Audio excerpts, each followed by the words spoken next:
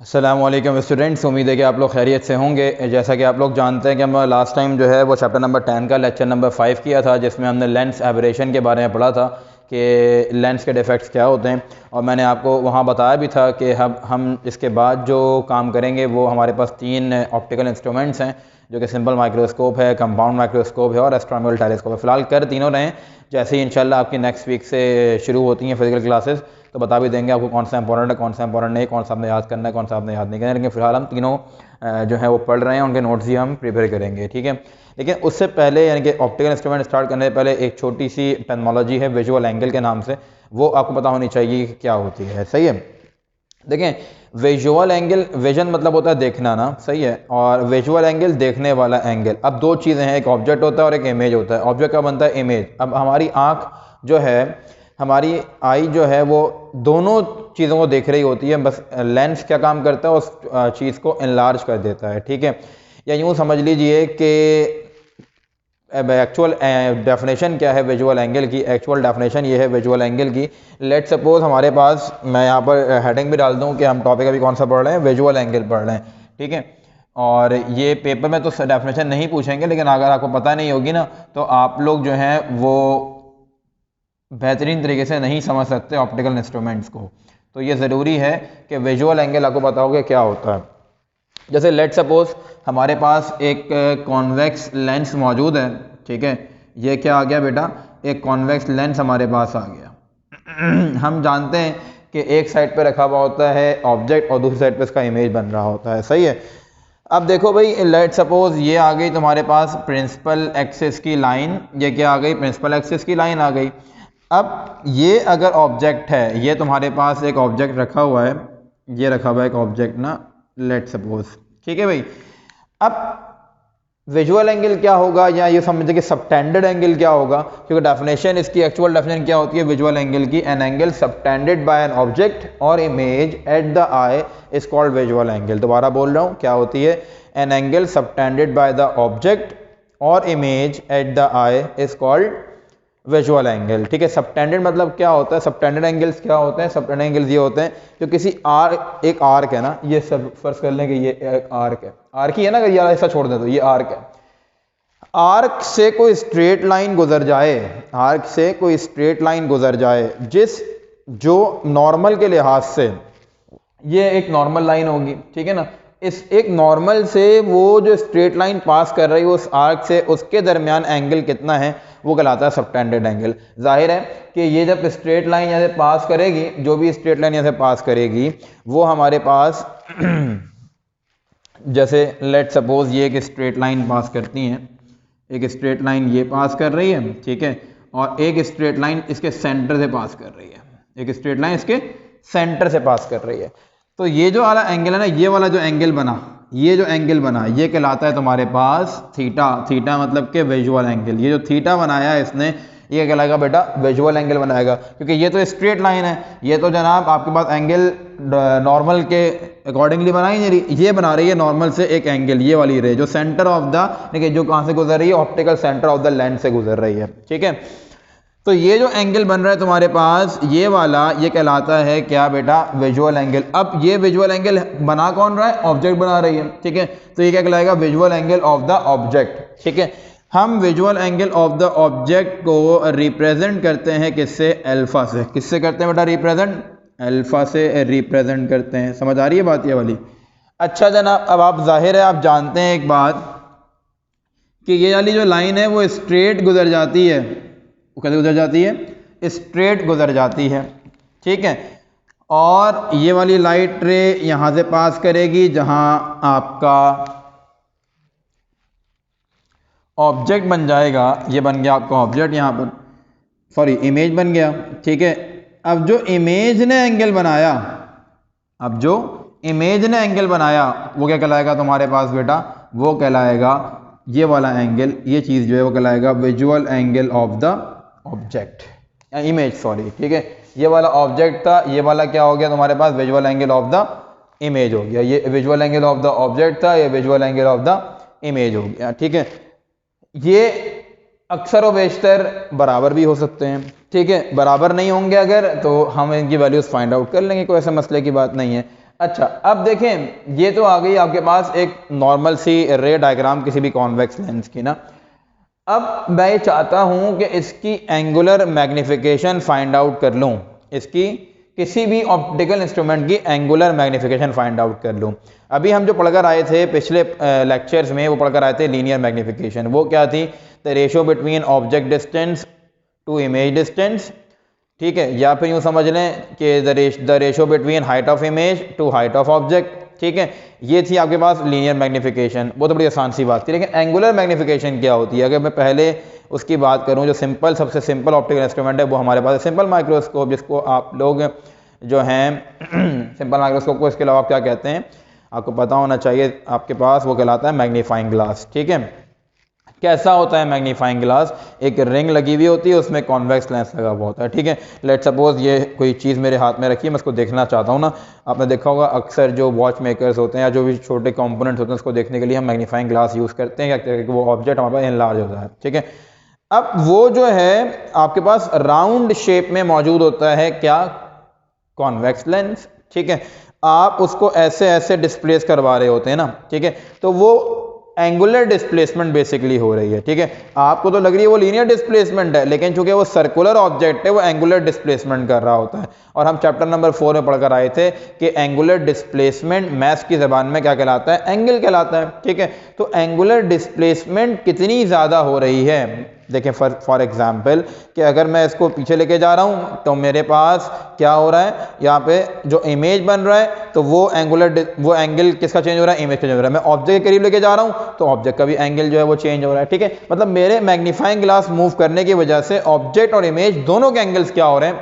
Change हो रहे हैं। जो वाली बात समझ में आई, ठीक है। मैं करीब लेके जाऊंगा तो वो क्या हो जाएगा? जो ऑब्जेक्ट और लेंस के दरमियान का एंगल है, यानी कि ऑब्जेक्ट और लेंस के दरमियान का जो एंगल है वो क्या हो गया? कम हो गया, ठीक है। मैं अब यहां से क्या हो गया? इमेज से दूर हो गया, तो इमेज का एंगल क्या हुआ? बढ़ गया, ठीक है। तो इसका मतलब क्या है? एंगुलर डिस्प्लेसमेंट हो रही होती है बिटवीन ऑब्जेक्ट एंड इमेज। कौन कर रहा होता है? लेंस कर रहा होता है। उसको हम एडजस्ट कर रहे होते हैं ना लेंस को। अगर मैं इसकी बात ना करूं और आगे चलते हैं, हम बात करें किसकी जनाब, हम बात करते हैं कंपाउंड माइक्रोस्कोप की ना। आप लोग जो 9th क्लास में मेडिकल पढ़कर आए, सॉरी जो बायोलॉजी पढ़कर आए, वो जानते होंगे, उन्होंने एक्सपेरिमेंट किया होगा। आप उसके स्क्रू से एडजस्ट कर रहे होते थे कि हम करीब करें या दूर करें, तो वो क्या हो रही है? वो लेंस पूरा घूम के नीचे आता है, फिर ऊपर जाता है, ठीक है। इस तरीके से मैं बात करूंगा एस्ट्रोनॉमिकल टेलीस्कोप की, जिससे माशाल्लाह मुफ्ती मुनीवर रहमान साहब हमारे चांद देखते हैं, हिलाल कमेटी के चेयरमैन जो हैं।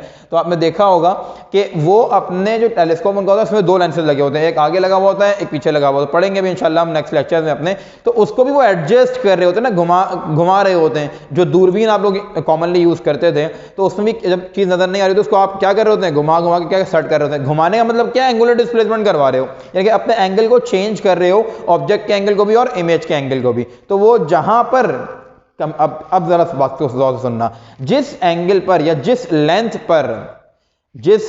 पर एंगल तो यूं ही बोलेंगे, एंगल सेट करने के बाद जिस लेंथ पर आपको इमेज मोस्ट क्लियर नजर आने लगे, वो जो लेंथ है, वो जो डिस्टेंस है, क्या कहलाता है? वो डिस्टिंक्ट विजन कहलाता है। आई होप सो कि एंगल वाली बात भी समझ में आ गई कि एंगल कैसे चेंज होते हैं। और जब आपने एंगल सेट कर दिया, ठीक है, एंगल सेट करने के बाद जो आप यूं समझें कि जो आपकी लीनियर डिस्प्लेसमेंट हुई है लेंसेज की, वो तो आपने घुमाया होता है, एंगुलर डिस्प्लेसमेंट है। लेकिन जो लीनियर डिस्प्लेसमेंट हुई है, वो जो डिस्टेंस कवर किया है, जहां पर इमेज आपको मोस्ट क्लियर नजर आएगा, यानी कि जो इमेज डिस्टेंस आपका बनेगा बेसिकली, वो क्या कहलाता है? डिस्टिंक्ट विजन कहलाता है। वो मोस्टली आपके पास 22 सेंटीमीटर से लेकर 25 सेंटीमीटर तक होता है। सही है, दोबारा बोल रहा हूं क्या कि 22 सेंटीमीटर से लेकर 25 सेंटीमीटर तक होता है ये डिस्टेंस, ठीक है। ये वाली बात समझ में आ गई। दोनों बातें कर दी मैंने, विजुअल एंगल ही बता दिया और इसके अलावा एंगुलर मैग्निफिकेशन। अच्छा, एंगुलर मैग्निफिकेशन तस्करा किया, डेफिनेशन नहीं बताया क्या होती है। एंगुलर मैग्निफिकेशन डेफिनेशन क्या होती है? द रेशियो बिटवीन, सुनना, the ratio between visual angle of the image subtended at the eye, जो आंख जिस एंगल से आंख देख रही है वो, और to the visual angle of the image subtended at the eye is called angular magnification. यानी कि रेशियो है between angular visual angle of image to visual angle of object के दरमियान का रेशियो आपके पास एंगुलर मैग्निफिकेशन कहलाता है, ठीक है। कितना मैग्नीफाई किया उस ऑप्टिकल इंस्ट्रूमेंट ने किसी भी ऑब्जेक्ट को। ठीक है भाई, ये तो विजुअल एंगल की डेफिनेशन, विजुअल एंगल की डेफिनेशन में लिख लो, ज़्यादा अच्छा है, बेहतर रहेगा तुम्हारे लिए। तो लिखवा देते हैं इसको। समझ में आई हो, बात आ गई होगी। आप लोग नहीं समझ में आया तो मुझसे पूछ लीजिएगा। जैसे आप लोग ज्वाइन करेंगे तो अभी कुछ कम ही दिन रह गए, तो ज्वाइन आप जब रिज्यूम होंगे आपकी क्लासेस फिजिकल, तो उसमें ही पूछ लीजिएगा, मुझे समझ में बात नहीं आई होगी तो। ठीक है, बहरहाल मैं डेफिनेशन लिख रहा हूँ बेटा इस चीज़ की कि N angle subtended by an object, object भी बना रहा है और इमेज भी बना रहा है, बाय एन ऑब्जेक्ट और इमेज एट द आई, क्योंकि आंख दोनों को देख रही है। एट द आई जो एंगल बनता है आंख के अंदर, eight the eye is called visual angle. ये तो क्या हो गई बेटा, विजुअल एंगल की आपके पास डेफिनेशन हो गई। ठीक है, फिर हम बात करते हैं किसकी, विजुअल एंगल के बाद बात करते हैं हम एंगुलर मैग्निफिकेशन की। ठीक है, एंगुलर मैग्निफिकेशन क्या कहलाती है वो भी लिख लो, क्योंकि अगर ये एंगुलर मैग्निफिकेशन का टॉपिक क्लियर होगा तो ही तुम एंगुलर मैग्निफिकेशन फाइंड आउट कर सकोगे बाकी ऑप्टिकल इंस्ट्रूमेंट्स की। ठीक है भाई, तो क्या डेफिनेशन है हमारे पास, एंगुलर मैग्निफिकेशन की डेफिनेशन हमारे पास है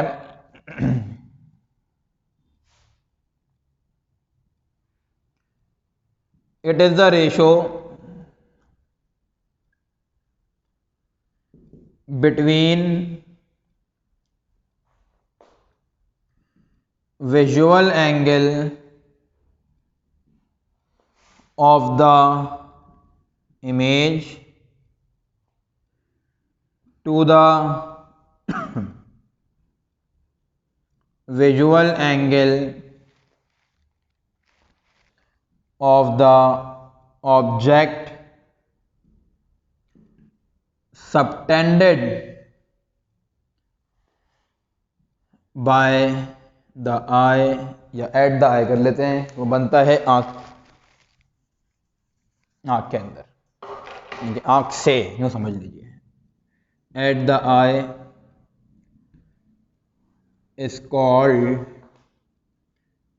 एंगुलर मैग्निफिकेशन। जब रेशो है तो कोई यूनिट भी नहीं होगा, फॉर्मूला क्या बनेगा बेटा इसका, हमारे पास फॉर्मूला बन जाएगा इसका, m is equals to, formula क्या बन जाएगा, m is equals to beta upon alpha. ठीक है, मैं यहाँ पर इसका जो फॉर्मूला है वो भी ले देता हूँ कि angular magnification basically, angular magnification basically क्या होती है कि भाई हमारे पास visual angle of image upon visual angle of object होता है। तो विजुअल एंगल ऑफ इमेज जो है वो हम बीटा से रिप्रेजेंट करते हैं, और विजुअल एंगल ऑफ ऑब्जेक्ट जो है वो हम अल्फा से रिप्रेजेंट करते हैं। तो फाइनली हमारे पास बेटा फॉर्मूला क्या बन गया, m is equals to beta upon alpha बन गया। इसके बाद किसकी बात की हमने, और एंगुलर मैग्निफिकेशन को आप मैग्नीफाइंग पावर भी कह सकते हैं, एक ही बात होती है। ठीक है, इसके बाद हमने किसको डिस्कस किया था, डिस्टिंक्ट विजन को डिस्कस किया था। डिस्टिंक्ट विजन क्या है वो भी लिख ही लो, चलो। डिस्टिंक्ट विजन तुम्हारे पास क्या है, distinct vision,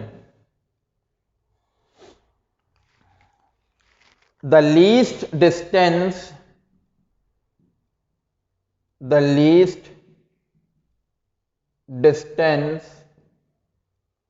at which the image can be seen most clearly is called least distance of distinct vision, या simple is called distinct vision. और इसको हम स्मॉल डी से करते हैं represent. It is about 22 centimetre to 25 centimetre. बहुत से लोग 20 सेंटीमीटर 25 सेंटीमीटर भी कहते हैं, तो यही होता है। 20 से 25 भी कह सकते हैं और 22 से 25 भी कह सकते हैं, दोनों सही है, ठीक है। ये तो एक कॉमन पॉइंट्स हो गए किसी भी ऑप्टिकल इंस्ट्रूमेंट शुरू करने से पहले। नहीं लिखवा था तो आप लोग भूल जाते हैं, इसलिए तो डेफिनेशन लिखवा दी है मैंने ताकि याद रहे, बार बार पढ़ते रहें इस चीज़ को, ठीक है। ये ज़रा इसका स्क्रीनशॉट लो, फिर हम शुरू करते हैं अपना क्या कहते हैं सिंपल माइक्रोस्कोप।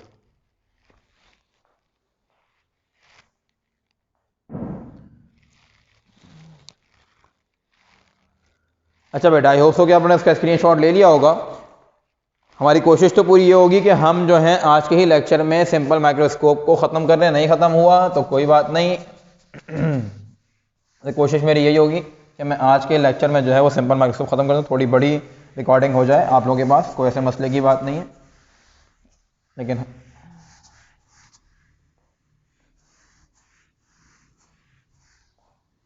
ख़त्म हो जाना चाहिए टॉपिक आपका।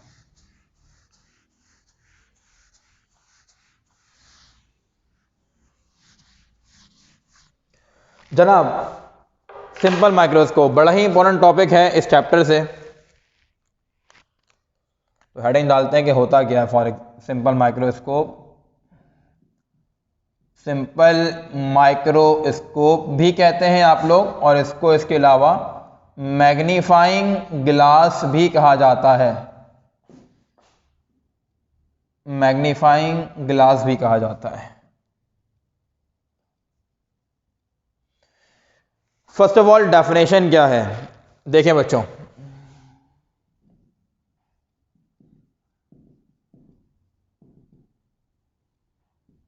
कि डेफिनेशन हमारे पास क्या है इसकी, ठीक है।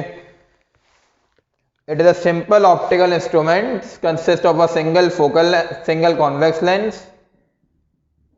इट इज अ सिंपल को सही कर लें, सिंपल बहुत कॉम्प्लिकेटेड हो गया है।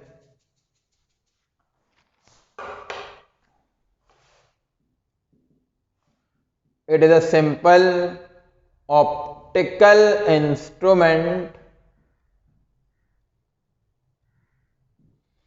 which consists of a single convex lens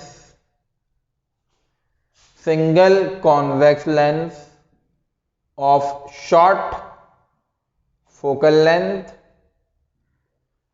fitted in a, वो कैसे कर लेते हैं, ऑफ शॉर्ट फोकल लेंथ, ये बाकी बात कर लेंगे हम कंस्ट्रक्शन के अंदर, ठीक है। It is a simple optical instrument which consist of a single convex lens of short focal length which is used to enlarge the image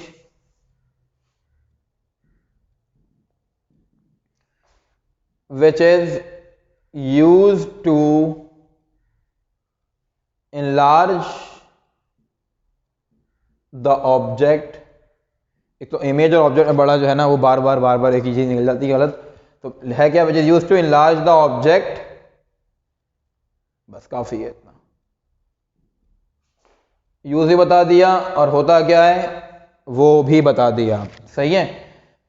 नीचे लिख देते हैं एक और line, it is also called, it is commonly known as, या is commonly said to be known as magnifying glass। Magnifying glass भी कहा जाता है, सही है बच्चों। अब क्या है इसकी कंस्ट्रक्शन, कि कंस्ट्रक्शन क्या होगी, आइए कंस्ट्रक्शन लिख लेते हैं इसकी।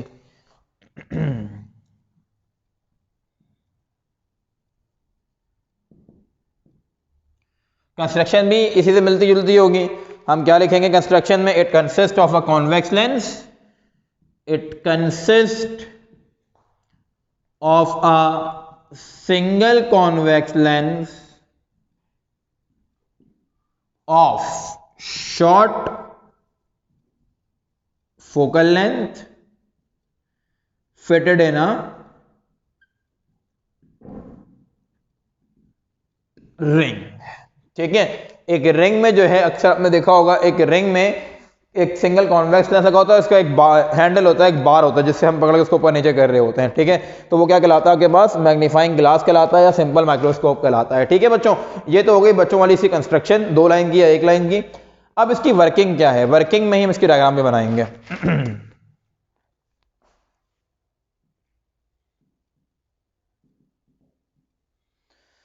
वर्किंग।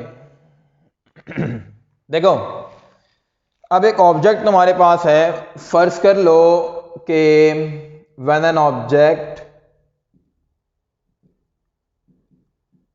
ए बी, क्या नाम है ऑब्जेक्ट का, A B, is placed within the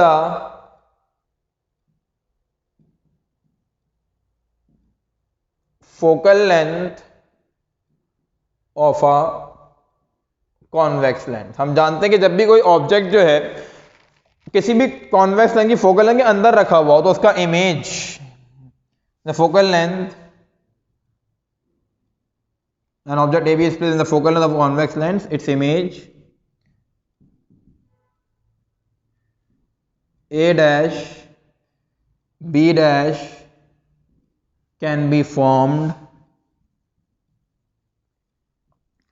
on the same side of the object। उसी साइड पे बनता है, उसी के जैसा बनता है, उससे बड़ा बनता है, ठीक है। It's image A dash can be form on the same side of the object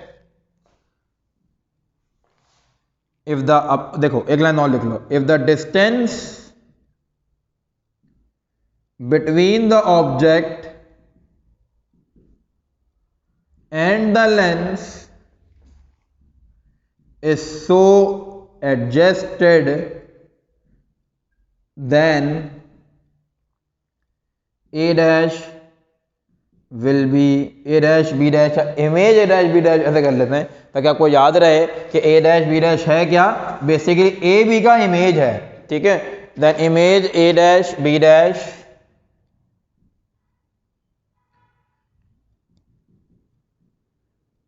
is virtual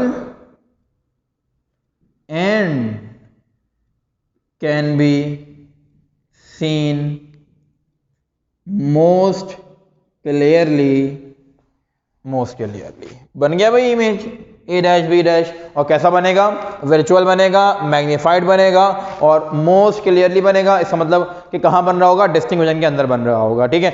अब सिंपल माइक्रोस्कोप में यहाँ रखा होता है बिल्कुल, ठीक है।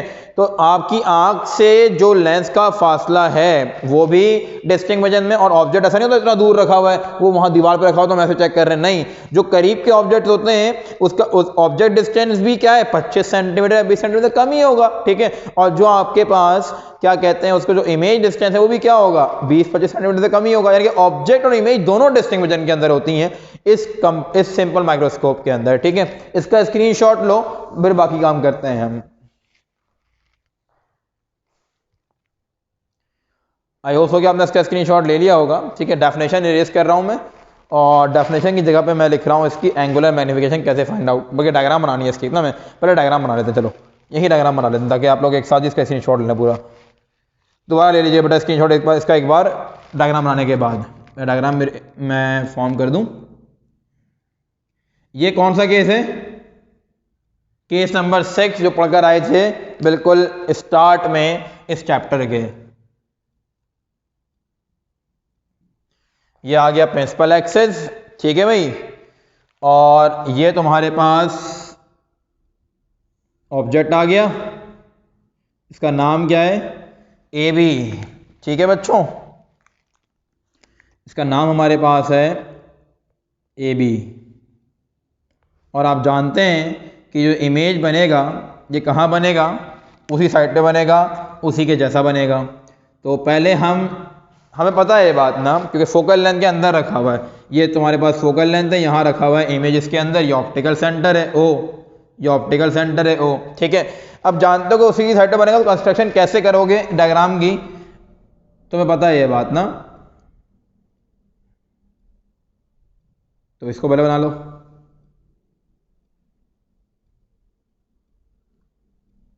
क्योंकि ये तो स्ट्रेट लाइन बनेगी, ठीक है। अभी भी थोड़ी सी स्ट्रेट नहीं बनी है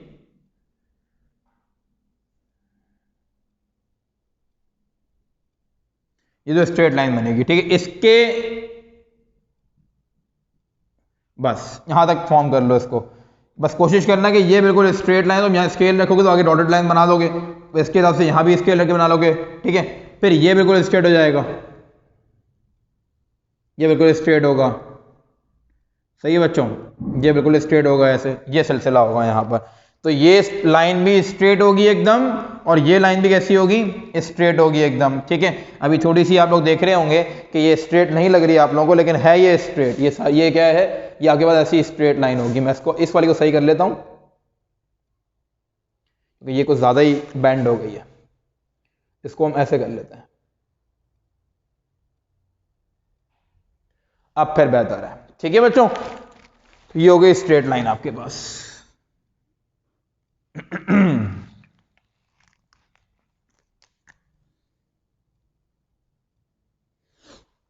जनाब, ये बन गया तुम्हारे पास बेटा क्या, इमेज। ये आ गया इमेज। ठीक है भाई। अब जरा सुनना बात को ना, कि यहां से लेके ये जो है तो तुम्हारे पास क्या, ऑब्जेक्ट डिस्टेंस p, और ये क्या है बेटा तुम्हारे पास, ये तुम्हारे पास है q। ठीक है, लेकिन चूंकि आप जानते हैं कि इसका जो इमेज है वो बना है डिस्टिंक्ट विजन के अंदर, तो तुम q को क्या नाम दोगे, किसके बराबर होगा, d के बराबर होगा। और एक और बात, वर्चुअल इमेज है तो -d के बराबर होगा, क्योंकि तुम जानते हो कि वर्चुअल इमेज में हम इमेज डिस्टेंस को माइनस में लेते हैं। तो इमेज डिस्टेंस क्या है, q होता है, और है किसके बराबर, least distance of distinct vision, d के बराबर है। तो किस में ले लिया, माइनस में ले लिया। ठीक है, ये ऑब्जेक्ट डिस्टेंस आ गया, ये क्या आ गया तुम्हारे पास, इमेज डिस्टेंस आ गया। ठीक है बच्चों, ये यहाँ से तुम्हारी आई जो है वो ऑब्जेक्ट को देख रही होगी, तो ये बना दिया आपने आई, ये आपने आई बना दी। ठीक है भाई। और दूसरी बात क्या हो गई कि ये वाला एंगल जो है, अच्छा अब देखो इमेज भी उस साइड पर है, ऑब्जेक्ट भी उस साइड पर है।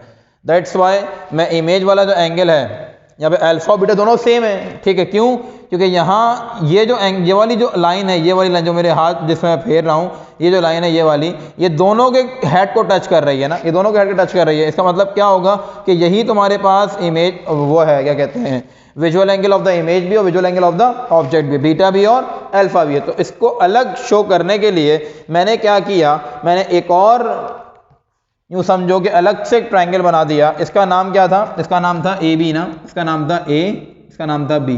चलो इसको बी बोल देते हैं, ये ए बी है और ये ए है। ये क्या बन गया, ए डैश बी डैश। ठीक है भाई। अब जरा सुनना बात को गौर से, इसकी एक और डायग्राम बना रहा हूं मैं अलग से। ये क्या था, ए, ये क्या है, बी, ताकि ये रिप्रेजेंट हो सके कि हमने जो है, ये आ गया तुम्हारे पास प्रिंसिपल एक्सिस, और ये आ गई ये रेड मार्क वाली लाइन जो मैंने रेड मार्कर से बनाई है वो यहाँ भी बना दी। ठीक है, इसको ए भी बोला हुआ है, तो इसको मैं क्या बोलूँगा, ऑब्जेक्ट वाला एंगल जाएंगे, ये क्या होगा, अल्फा, और बराबर किसके होगा, ये भी, क्योंकि ये भी डिस्टिंक्ट विजन के अंदर है, तो ये बराबर किसके होगा बेटा, डी के बराबर होगा। समझ आ रही है बात ये वाली, ये भी डिस्टिंक्ट विजन के अंदर है तो 25 सेंटीमीटर के अंदर ही ना, 20 सेंटीमीटर के अंदर ही, तो ये भी क्या होगा, ऑब्जेक्ट से पहले ही है। तो ऑब्जेक्ट जब डिस्टिंक्ट विजन, सॉरी इमेज से पहले ही ऑब्जेक्ट है, जब इमेज से पहले ही ऑब्जेक्ट है तो ये डिस्टिंक्ट विजन है, डिस्टिंक्ट विजन के अंदर ऑब्जेक्ट भी है। ठीक है, तो ये भी क्या हो गया, डी के बराबर हो गया। समझ में आई बात ये वाली। तो ऑब्जेक्ट डिस्टेंस भी डी के बराबर है, इमेज डिस्टेंस भी डी के बराबर है, दोनों डिस्टिंक्ट विजन के अंदर है। ठीक है, बस ये कि जो वैल्यूज होंगी वो चेंज होंगी, लेकिन रिप्रेजेंट तो डी से ही करेंगे हम, जाहिर है। सही है बच्चों। तो अब देखिए ये दो डायग्राम हमें बनानी है वर्किंग के अंदर। इसके बाद अब देखते हैं कि हमारे पास टाइम है कि नहीं है, फिर उसके बाद हम शुरू करते हैं इसकी कंस्ट्रक्शन, सॉरी डेरिवेशन। तो बस आज के लिए बेटा इतना ही काफ़ी है। मुझे एहसास था कि ये टॉपिक तो पूरा हो नहीं पाएगा। इंशाल्लाह नेक्स्ट लेक्चर में हम इसकी क्या करेंगे, डेरिवेशन करेंगे। तो आज के लिए इतना काफ़ी है। इसका स्क्रीनशॉट दोबारा लीजिए, क्योंकि डायग्राम आपने बनाई नहीं थी हमने पहले, इससे पहले, तो अब आप बना लीजिए। तो दोबारा स्क्रीनशॉट लेके डायग्राम के साथ बिल्कुल ऐसे ही लिखिए जैसे मैंने लिखा है। ठीक है, इंशाल्लाह नेक्स्ट क्लास के अंदर हम इसकी मैग्नीफाइंग पावर यानी कि एंगुलर मैग्नीफिकेशन करेंगे। बच्चों अपना ख्याल रखिएगा। अल्लाह हाफ़िज़।